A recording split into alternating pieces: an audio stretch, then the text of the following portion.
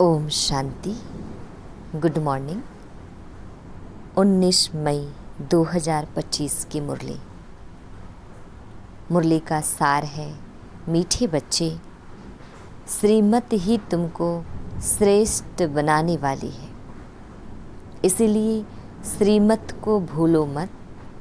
अपनी मत को छोड़ एक बाप की मत पर चलो। मीठे बच्चे, श्रीमत ही तुमको श्रेष्ठ बनाने वाली है, इसलिए श्रीमत को भूलो मत। अपनी मत को छोड़ एक बाप की मत पर चलो। प्रश्न है, पुण्य आत्मा बनने की युक्ति क्या है? पुण्य आत्मा बनने की युक्ति क्या है? उत्तर है, पुण्य आत्मा बनना है तो सच्चे दिल से, प्यार से एक बाप को याद करो। पुण्य आत्मा बनना है तो सच्चे दिल से, प्यार से एक बाप को याद करो। सेकंड है, कर्मेंद्रियों से कोई भी विकर्म ना करो, सबको रास्ता बताओ। अपने दिल से पूछो, यह पुण्य हम कितना करते हैं? अपनी चेकिंग करो। ऐसा कोई कर्म ना हो जिसकी 100 गुना सजा खानी पड़े, तो चेकिंग करने से पुण्य आत्मा बन जाएंगे। ओम शांति। डिटेल है, रूहानी बाप बैठ बच्चों को समझाते हैं। यह तो बच्चों को मालूम है कि अभी हम शिव बाबा की मत पर चल रहे हैं। उनकी है ऊंच ते ऊंच मत। दुनिया यह नहीं जानती कि ऊंच ते ऊंच शिव बाबा कैसे बच्चों को श्रेष्ठ बनाने के लिए श्रेष्ठ मत देते हैं। इस रावण राज्य में कोई भी मनुष्य मात्र मनुष्य को श्रेष्ठ मत दे नहीं सकते। तुम अभी ईश्वरीय मत वाले बनते हो। इस समय तुम बच्चों को पतित से पावन बनने के लिए ईश्वरीय मत मिल रही है। अभी तुमको पता पड़ा है, हम तो विश्व के मालिक थे। यह अर्थात ब्रह्मा जो मालिक था, उनको भी पता नहीं था। विश्व के मालिक फिर एकदम पतित बन जाते हैं। यह खेल बहुत अच्छी रीति बुद्धि से समझने का है। राइट रॉन्ग क्या है, इसमें है बुद्धि की लड़ाई। सारी दुनिया है रॉन्ग, एक बाप ही है राइट, सच बोलने वाला। वह तुमको सचखंड का मालिक बनाते हैं, तो उनकी मत लेनी चाहिए। अपनी मत पर चलने से धोखा खाएंगे, परंतु वह है गुप्त, है भी निराकार। बहुत बच्चे गफलत करते हैं, समझते हैं यह तो दादा की मत है। माया श्रेष्ठ मत लेने नहीं देती है, श्रीमत पर चलना चाहिए ना। बाबा आप जो कहेंगे वह हम मानेंगे जरूर, परंतु कई मानते नहीं हैं। नंबरवार पुरुषार्थ अनुसार मत पर चलते हैं, बाकी तो अपनी मत चला लेते हैं। बाबा आए हैं श्रेष्ठ मत देने, ऐसे बाप को घड़ी घड़ी भूल जाते हैं। माया मत लेने नहीं देती। श्रीमत तो बहुत सहज है ना। दुनिया में कोई को यह समझ नहीं कि हम तमो प्रधान हैं। मेरी मत तो मशहूर है, श्रीमद् भगवद गीता। भगवान अभी कहते हैं, मैं 5000 वर्ष बाद आता हूँ, आकर भारत को श्रीमत दे श्रेष्ठ ते श्रेष्ठ बनाता हूँ। बाप तो सावधान करते हैं, बच्चे श्रीमत पर नहीं चलते। बाप रोज रोज समझाते रहते हैं, बच्चों श्रीमत पर चलना भूलो मत। इन अर्थात ब्रह्मा की तो बात ही नहीं, उनकी बात समझो। वही इन द्वारा मत देते हैं, वही समझाते हैं। खान पान खाते नहीं, कहते हैं मैं अभोक्ता हूँ। तुम बच्चों को श्रीमत देता हूँ। नंबर 1 मत देते हैं, मुझे याद करो। कोई भी विकर्म नहीं करो। अपने दिल से पूछो कितना पाप किया है। यह तो जानते हो सबका पापों का घड़ा भरा हुआ है। इस समय सभी रॉन्ग रास्ते पर हैं। तुम्हें अभी बाप द्वारा राइट रास्ता मिला है। तुम्हारी बुद्धि में सारा ज्ञान है। गीता में जो ज्ञान होना चाहिए वह है नहीं। वह कोई बाप की बनाई हुई नहीं है। यह भी भक्ति मार्ग में नोंद है। कहते भी हैं भगवान आकर भक्ति का फल देंगे। बच्चों को समझाया है ज्ञान से सद्गति। सद्गति भी सबकी होती है, दुर्गति भी सबकी होती है। यह तो दुनिया ही तमो प्रधान है, सतो प्रधान कोई है नहीं। पुनर्जन्म लेते लेते अब पिछाड़ी आकर हुई है। अब मौत सबके सिर पर खड़ा है। भारत की ही बात है। गीता भी है देवी देवता धर्म का शास्त्र। तो तुम्हें दूसरे कोई धर्म में जाने से क्या फायदा। हर एक अपनी अपनी कुरान बाइबिल आदि ही पढ़ते हैं, अपने धर्म को जानते हैं। एक भारतवासी ही है, अन्य सब धर्मों में चले जाते हैं और सब अपने अपने धर्म में पक्के हैं।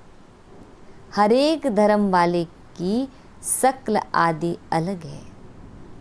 बाप स्मृति दिलाते हैं बच्चे, तुम अपने देवी देवता धर्म को भूल गए हो। तुम स्वर्ग के देवता थे। हमसों का अर्थ भारतवासियों को बाप ने सुनाया है। बाकी हम आत्मा से परमात्मा नहीं है। यह बातें तो भक्ति मार्ग के गुरु लोगों ने बनाई हैं। गुरु भी करोड़ों होंगे। स्त्री को पति के लिए कहते हैं कि यह तुम्हारा गुरु ईश्वर है, जबकि पति ही ईश्वर है। फिर हे भगवान, हे राम क्यों कहती हो। मनुष्यों की बुद्धि बिल्कुल ही पत्थर बन गई है। या खुद भी कहते हम भी ऐसे थे। कहाँ बैकुंठ का मालिक श्री कृष्ण, कहाँ फिर उनको गांव का छोरा कह दिया है। श्याम सुंदर कहते हैं, अर्थ थोड़े ही समझते। अभी बाप ने तुमको समझाया है, जो नंबर 1 सुंदर वही नंबर लास्ट तमो प्रधान श्याम बना है। तुम समझते हो हम सुंदर थे फिर श्याम बने हैं। 84 का चक्र लगाए। अभी श्याम से सुंदर बनने के लिए बाप एक ही दवाई देते हैं कि मुझे याद करो। तुम्हारी आत्मा पतित से पावन बन जाएगी। तुम्हारे जन्म जन्मांतर के पाप नाश हो जाएंगे। तुम जानते हो जब से रावण आया है तुम गिरते गिरते पाप आत्मा बने हो। यह है ही पाप आत्माओं की दुनिया। एक भी सुंदर नहीं। बाप बिगर सुंदर कोई बना ना सके। तुम आए हो स्वर्गवासी सुंदर बने। अभी नरकवासी श्याम है, क्योंकि काम चिता पर चढ़ काले बने हैं। बाप कहते हैं काम महाशत्रु है। इन पर जो जीत पाएंगे वही जगत जीत बनेंगे। नंबर 1 है काम, उनको ही पतित कहा जाता है।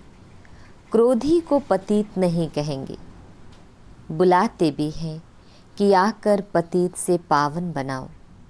तो अब बाप आए हैं, कहते हैं यह अंतिम जन्म पावन बनो। जैसे रात के बाद दिन, दिन के बाद रात होती है, वैसे संगम युग के बाद फिर सतयुग आना है, चक्र फिरना है। बाकी और कोई आकाश में अथवा पाताल में दुनिया नहीं है। सृष्टि तो यही है, सतयुग, त्रेता, द्वापर, कलयुग यहाँ ही है। झाड़ भी एक ही है, और कोई हो नहीं सकता। यह सब गपोड़े हैं जो कहते हैं अनेक दुनियाएं हैं। बाप कहते हैं यह सब है भक्ति मार्ग की बातें। अब बाप सत्य बात सुनाते हैं। अब अपने अंदर देखो, हम कहाँ तक श्रीमत पर चल सतो प्रधान अर्थात पुण्य आत्मा बन रहे हैं। सतो प्रधान को पुण्यात्मा, तमो प्रधान को पापात्मा कहा जाता है। विकार में जाना पाप है। बाप कहते हैं अपवित्र बनो, मेरे बने हो तो मेरी श्रीमत पर चलना है। मुख्य बात है कोई पाप नहीं करो। नंबर 1 पाप है विकार में जाना। फिर और भी पाप बहुत होते हैं, चोरी चकारी ठगी आदि बहुत करते हैं। फिर बहुतों को गवर्नमेंट पकड़ती भी है। अब बाप बच्चों को कहते हैं तुम अपने दिल से पूछो, हम कोई पाप तो नहीं करते हैं।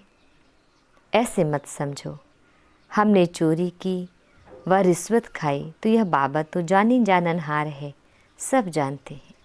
नहीं, जानी जाननहार का अर्थ कोई यह नहीं है। अच्छा, कोई ने चोरी की, बाप जानेंगे फिर क्या? जो चोरी की उसका दंड 100 गुना हो ही जाएगा। बहुत बहुत सजा खाएंगे, पद भी भ्रष्ट हो जाएगा। बाप समझाते हैं ऐसे अगर काम करेंगे तो दंड भोगना पड़ेगा। कोई ईश्वर का बच्चा बनकर फिर चोरी करता, शिव बाबा जिससे इतना वर्षा मिलता है उनके भंडारे से चोरी करता, यह तो बहुत बड़ा पाप है। कोई कोई में चोरी की आदत होती है, उनको जेल बर्ड कहा जाता है। यह है ईश्वर का घर, सब कुछ ईश्वर का है ना। ईश्वर के घर में आते हैं बाप से वर्षा लेने, परंतु कोई कोई की आदत हो जाती है, उसकी सज़ा 100 गुना बन जाती है।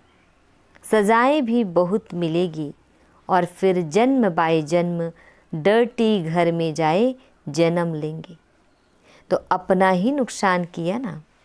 ऐसे बहुत है जो याद में बिल्कुल नहीं रहते, सुनते कुछ नहीं, बुद्धि में चोरी आदि के ही ख्यालात चलते रहते हैं। ऐसे बहुत सत्संग में जाते हैं, चप्पल चोरी कर लेते, उनका धंधा ही यह रहता है। जहाँ सत्संग होता वहाँ जाकर चप्पल चोरी कर आएंगे। दुनिया बिल्कुल ही डर्टी है। यह है ईश्वर का घर। चोरी की आदत तो बहुत खराब है। कहा जाता है कख का चोर सो लख का चोर। अपने अंदर से पूछना चाहिए हम कितना पुण्यात्मा बने हैं, कितना बाप को याद करते हैं, कितना हम स्वदर्शन चक्रधारी बनते हैं, कितना समय ईश्वरीय सर्विस में रहते हैं, कितने पाप कटते जा रहे हैं। अपना पोता मेल रोज देखो, कितना पुण्य किया, कितना योग में रहा, कितने को रास्ता बताया। धंधा आदि तो भल करो, तुम कर्म योगी हो। कर्म तो भल करो, बाबा यह बैजेज बनाते रहते हैं। जो बैज हम पहनते हैं, अच्छे अच्छे लोगों को इस पर समझाओ। इस महाभारत लड़ाई द्वारा ही स्वर्ग के गेट्स खुल रहे हैं। श्री कृष्ण के चित्र में नीचे लिखत बड़ी फर्स्ट क्लास है, परंतु बच्चे अभी इतना विशाल बुद्धि नहीं हुई है। थोड़ा ही धन मिलता है तो नाचने लग पड़ते हैं। कोई को जास्ती धन होता है तो समझते हैं हमारे जैसा कोई नहीं होगा। जिन बच्चों को बाप की परवाह नहीं, उन्हें बाप जो इतना अविनाशी ज्ञान रत्नों का खजाना देते हैं, उसकी भी कदर नहीं रहती है। बाबा एक बात कहेगा, वह दूसरी बात कर लेते। परवाह ना होने के कारण बहुत पाप करते रहते हैं। श्रीमत पर चलते नहीं, फिर गिर पड़ते हैं। बाप कहेंगे यह भी ड्रामा उनकी तकदीर में नहीं है।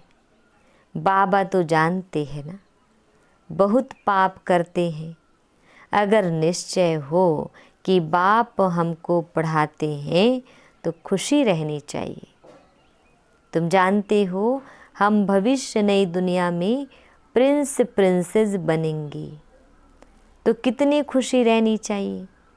परंतु बच्चे तो अभी तक भी मुरझाते रहते हैं। वह अवस्था ठहरती नहीं है।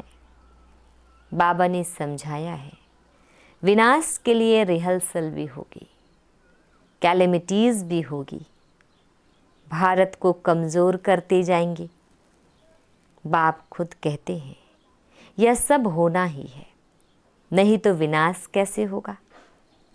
बर्फ़ की बरसात पड़ेगी, फिर खेती आदि का क्या हाल होगा। लाखों मरते रहते हैं, कोई बतलाते थोड़े ही हैं। तो बाप मुख्य बात समझाते हैं कि ऐसे अपने अंदर जांच करो, मैं कितना बाप को याद करता हूँ। बाबा आप तो बड़े मीठे हो, कमाल है आपकी। आपका फरमान है, मुझे याद करो तो 21 जन्म के लिए कभी रोगी नहीं बनेंगे। अपने को आत्मा समझ बाप को याद करो तो मैं गारंटी करता हूँ सम्मुख बाप तुमको कहते हैं, तुम फिर औरों को सुनाते हो। बाप कहते हैं मुझ बाप को याद करो, बहुत प्यार करो। तुमको कितना सहज रास्ता बताता हूँ पतित से पावन होने का। कोई कहते हैं हम तो बहुत पापात्मा हैं।